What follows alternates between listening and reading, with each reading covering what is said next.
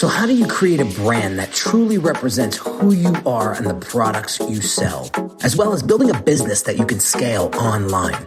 That is what this podcast will help you do.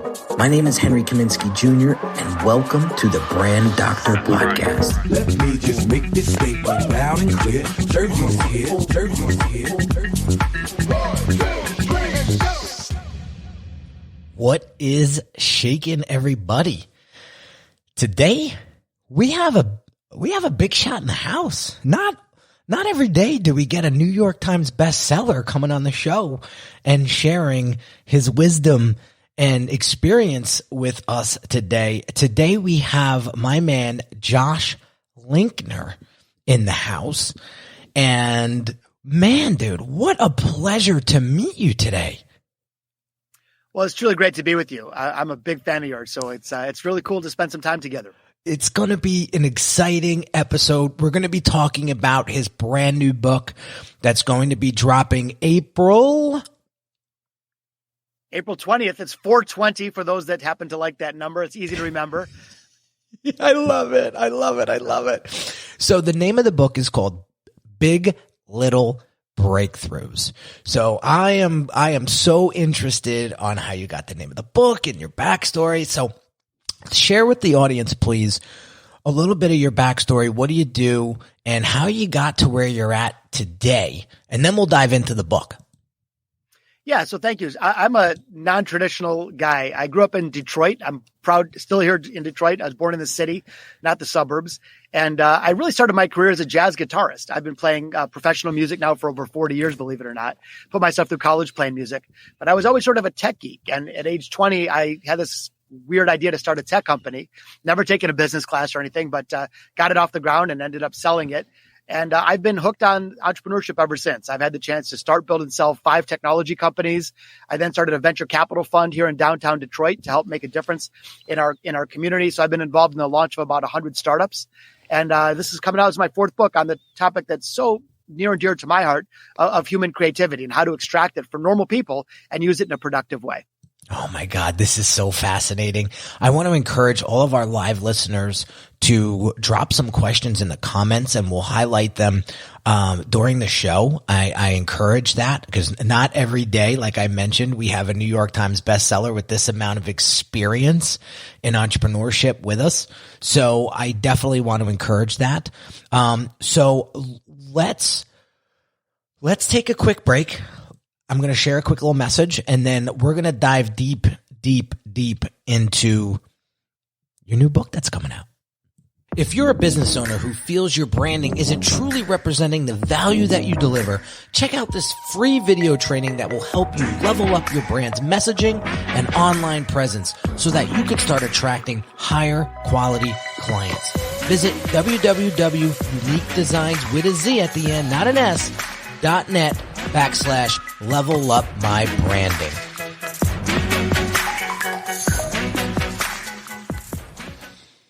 All right, Josh. So I love this title of this new book. Talk to me about how you came about with that title.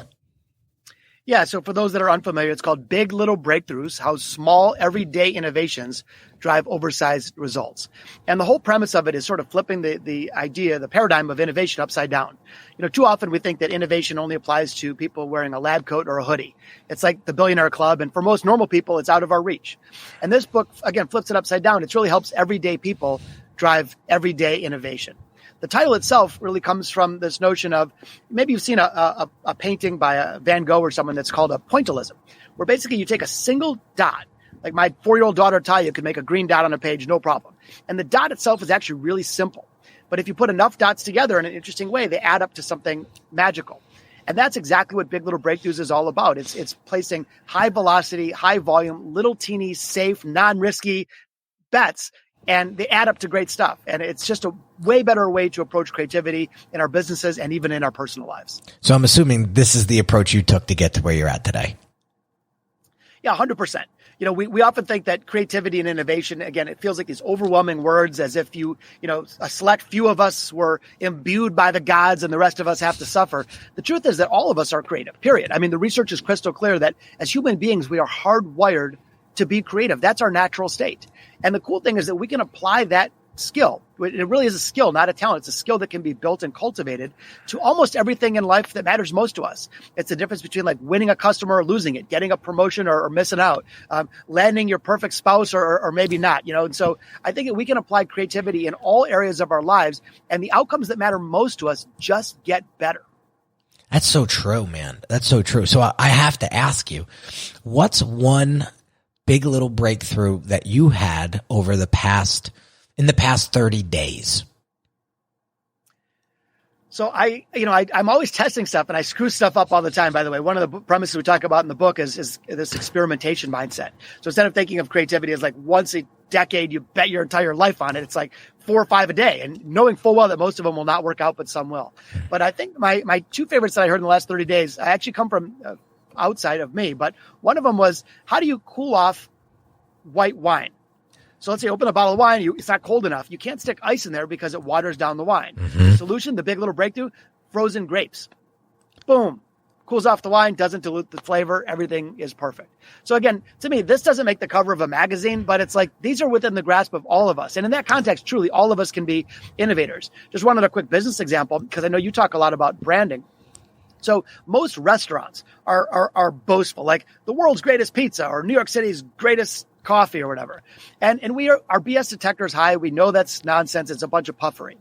And it turns out that in Chinese restaurants in North America alone, there's over 65,000 Chinese restaurants. So how do you possibly stand out from the pack? Well, this one restaurant, I just saw this the other day in Montreal, they do the opposite. So on their menu, next to every entry, there's a little section that says owner's comments, and it is brutally honest and hysterically funny. Like one entry says, this dish really isn't that good. You might want to try a different one. Or another one is, this one will put the pounds on. I probably gained 5 pounds from eating this dish alone. Or another one is like, this really isn't that traditional. Some people like it, but hey, whatever's good for you. And so it's self-deprecating. It's funny. Instead of boasting about his food, he criticizes his own food. And you know what? Here we are talking about that restaurant today. Talk about standing out from the crowd.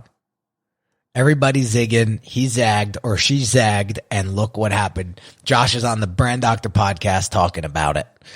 And that's the power of branding, and that's the power of creativity. And I don't accept when somebody says, well, you're the creative genius. I wasn't blessed with that skill. I say BS. If you want it hard enough, you will find a creative way to make it happen, even if it means you got to hire somebody else. I'll tell you what, though, creativity, again, the research here is so clear. Harvard did a study, and they asked this age-old question: is creativity born or developed? Is it nurture or nature?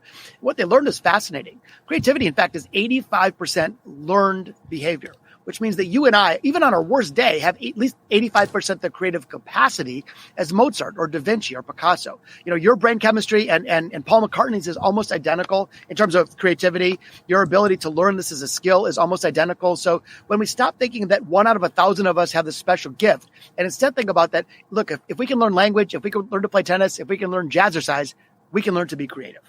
Oh man, that is awesome. Listen, I have another question for you. Out of all the chapters in this new book, what was the chapter that you really, really enjoyed and really enjoyed writing, and it really stuck out for you when you were writing it? Yeah, so this book was different than my previous ones, which I'm proud of. But this one, I spent over 1,000 hours in research and interviews with celebrity entrepreneurs, CEOs, billionaires, nonprofit leaders, amazing people all over the world. And the way the book is organized, the first half is around fundamentals, which is, let's debunk some common myths. Let's look at what the research is telling us. Let's understand the way the brain works and how we can grow our creative capacity. So, it's not just opinion. It's really versed in science. But the second half of the book, Henry, I get into the 8 core mindsets of everyday innovators. So there's one chapter for each of them. What I discovered from all this research and my own experience as well is that there are some common patterns, common approaches, common obsessions of everyday innovators. So, it's hard to choose from those 8. It's sort of like, which is your favorite kid, because like you like all your kids, but there were a couple that definitely struck a nerve with me. As a Detroiter, one of them is the principles is called use every drop of toothpaste. And it's just a clever way of saying that we can be scrappy. We can make do with what we have. So often I hear people say, I'd love to be creative, but I don't have enough, fill in the blank. I don't have enough money. I don't have enough time. I don't have enough computing power or talent or whatever, raw materials, office space. And the truth is that we have that capacity inside. Ingenuity, resourcefulness, that's free and renewable. And so using every drop of toothpaste is about getting scrappy and finding resourceful ways to move forward.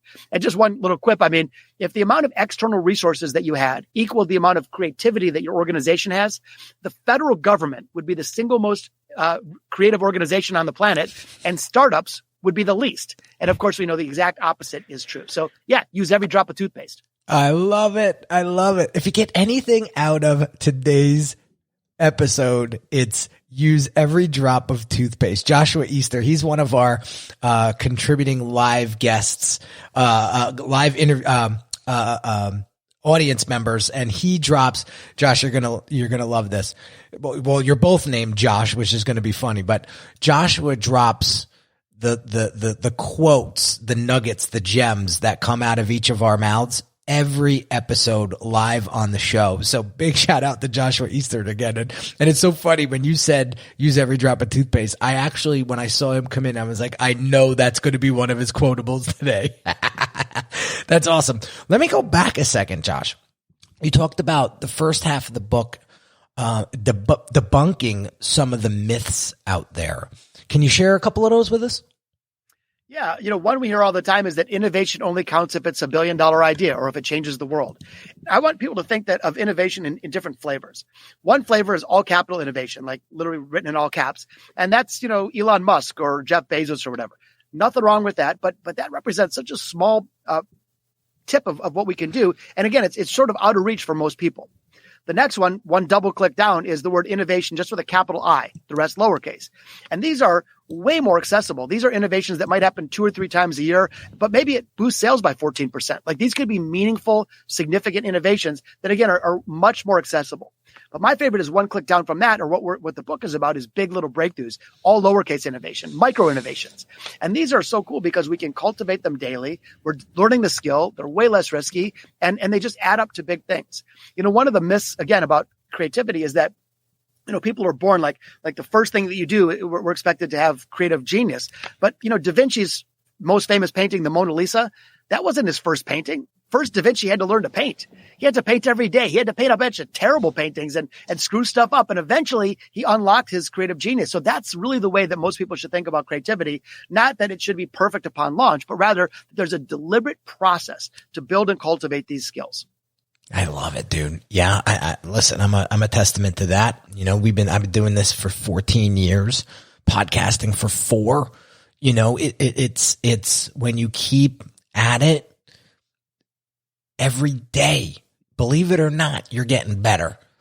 And as long as you keep at it, eventually it's going to compound. That compound effect is very, very important to pay attention to. And Josh spoke to that.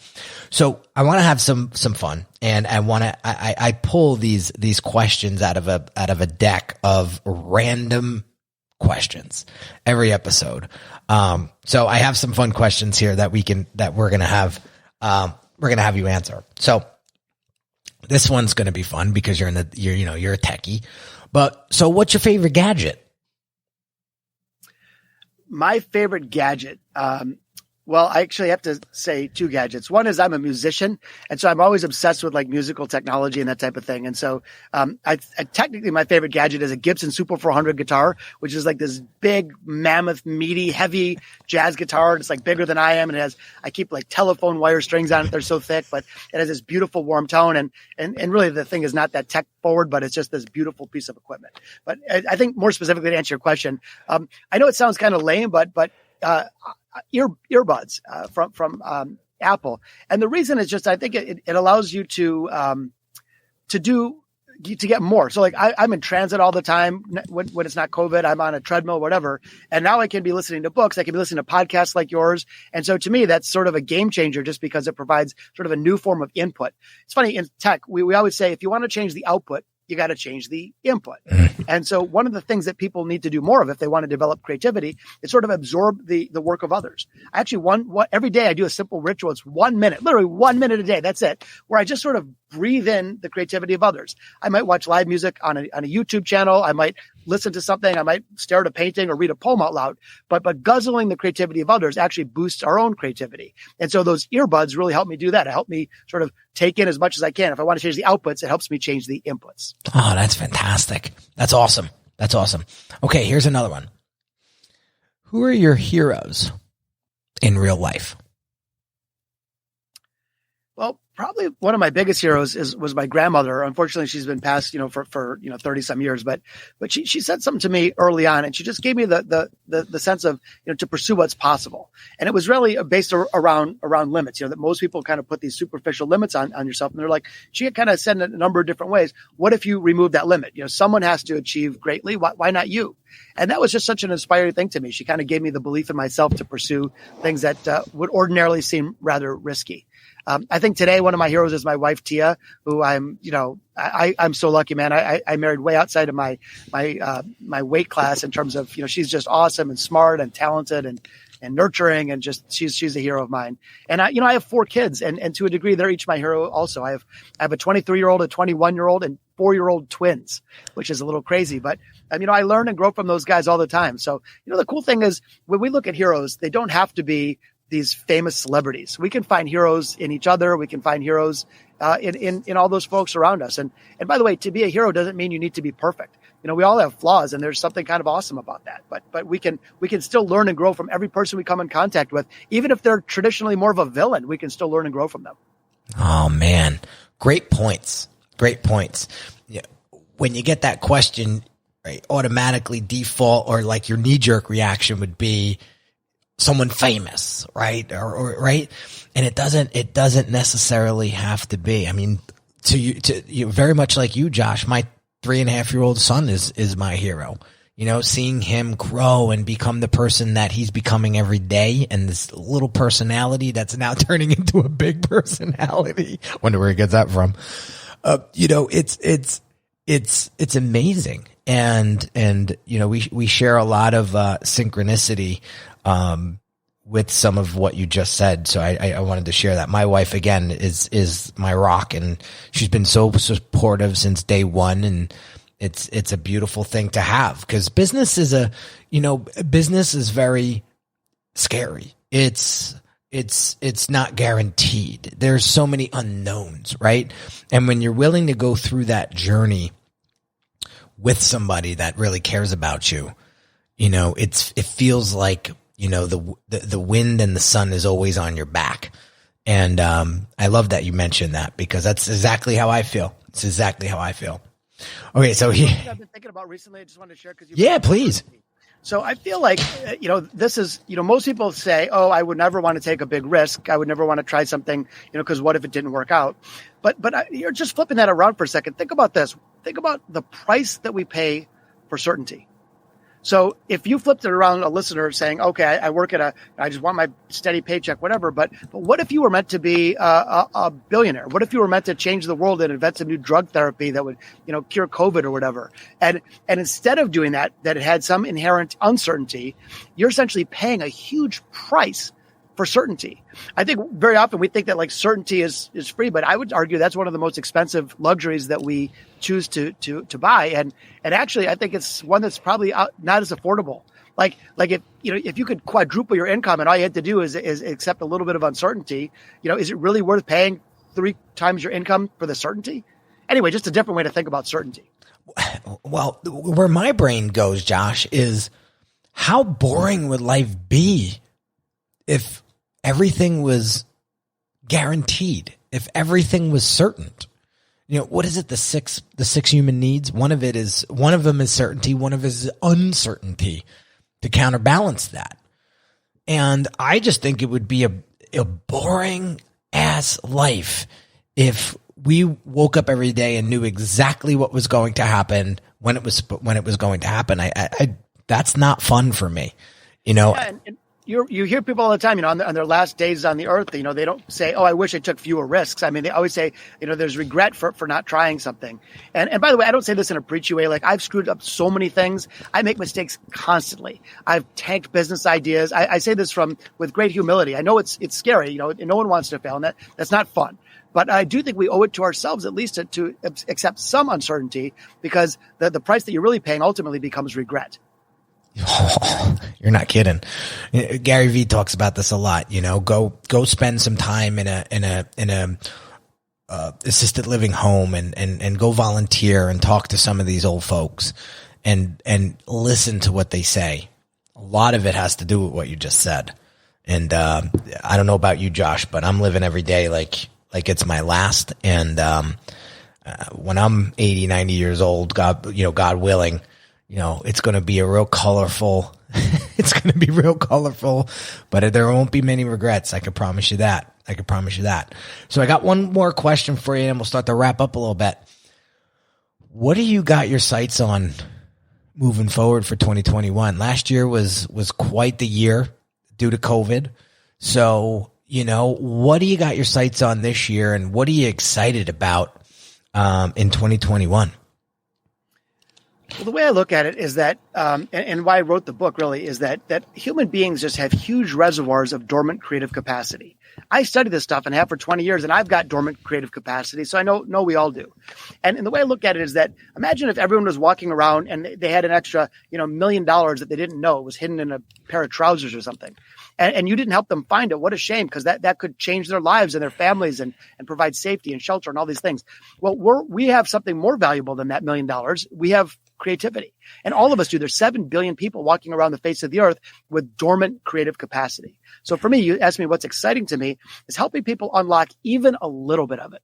Here's the thing, that creative capacity, it's a high leverage activity. In other words, 5% more creativity could yield 1,000% bigger results in our business or our lives or whatever else. So I feel like I'm in this mission. I know it sounds like a postcard, but man, I believe it in my soul to help unlock this dormant creative capacity, to help everyday people become everyday innovators. And to me, it's not about selling books. It's not about monetary stuff. It's just about helping our planet, get more creative. Because when we do, think about this. If we were 5% more creative as a country, educational outcomes would be better. Healthcare outcomes would be better. Community outcomes would be better. Business outcomes would be better. And it's just if people got it, why not help them bring it to the surface? Oh man, that's beautiful. Joshua Easter, again, with a gem. He says, we all have reservoirs of dormant creative capacity. Josh Linkner. So he is like the quotable genius right here. He's awesome. So appreciate you, Josh. Last question, and then we'll wrap up. Was there a compelling event that happened in your life that made you say, I have to write this book? I think it was 30 years of events, back to those big little breakthroughs. But, I'm a kid from Detroit that plays jazz guitar. And so I didn't have, complex technical MBA skills or whatever, but I was able to enjoy some success. And the main through line for me was tapping into creativity. What I know is that I'm no more creative than anybody else. I'm just not. I've studied jazz music, so I have some, synapses that I built over time, but I'm no more inherently creative than anybody. And I saw the difference that it made in my life. It was so remarkable. And then when I see other people struggling, I just think to myself, gosh, if I could help them. And the one way to help them is unlocking this creative ability. So to me, it's coming from the heart. It was just saying, how can we help normal folks? I think big driver for me was again, I look at Elon Musk maybe as the poster child of today of innovation, but why isn't every one of us the poster child of innovation? That should be a universal thing. If we have 360 million people in the US, why not have 360 million innovators? And how much better would we be if we did so? Man, I love what you're pouring into this world, dude. Honestly, that one hit me hard right there. That's awesome. That is awesome. So from one fellow creative to another, my friend, keep doing what you're doing because the world needs more Josh Linkners in the world. So that's awesome stuff. Very kind of you to say. Thank you so much. And again, what an honor to spend some time with you today. Dude, can you pre-order the book? Where can we go to get this gem when it comes out? Yeah, so check out biglittlebreakthroughs.com. Yes, you can pre-order it. There's audio book, there's digital, whatever. But even if you don't buy the book, which is okay, there's tons of resources on that site. There's downloadable worksheets. There's a free creativity assessment. There's a whole bunch of goodies. And my wish, look, if you want to buy the book, awesome. But if you don't, please still go to the site because I think it can be helpful to you. It can provide you some real, practical tools to extract this creative capacity. So again, just biglittlebreakthroughs.com, and the book is out on 4/20, the date you can't forget. That is awesome, dude. I'm still cracking up. One of my good friends is going to really enjoy buying that book on that day. I can promise you that. Sparking all kinds of creativity. Oh yeah. Josh, thank you so much for being a phenomenal guest. And you are an awesome guest. Like, you could tell you are a pro at interviews. I just want to let you know the way you pause and the way you stop and the way you think the questions through and the way you answer. I just wanted to tell you, you are a phenomenal guest. And I would love to have you back. I would love to have you on some live streams, because we do a lot of live streams on our YouTube channel and inside of our Facebook group. And by the way, guys, if you aren't part of that Facebook group, just go to Facebook and type in the Brand Doctors Hangout, and you'll see it. You'll see my big mug right there.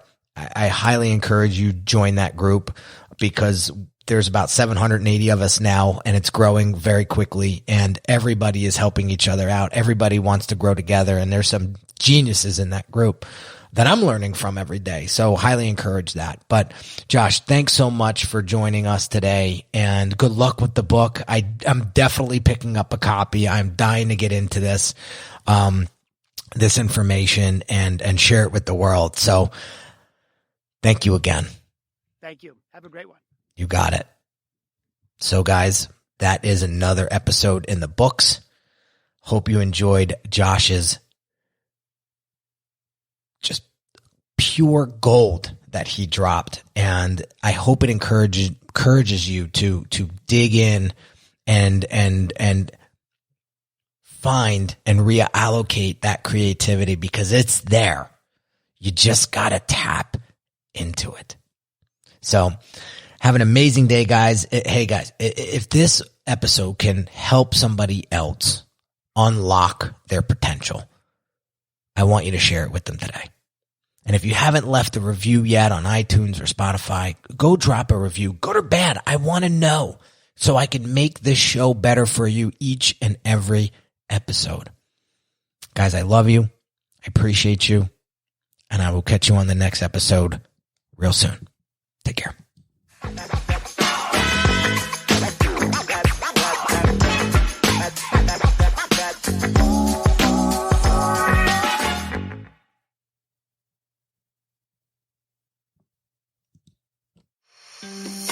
Hey everyone, this is Henry Kaminski Jr. again, and really quick, I want to invite you to a one-on-one consult with me right now if you're looking for the clarity and focus you need to build your brand.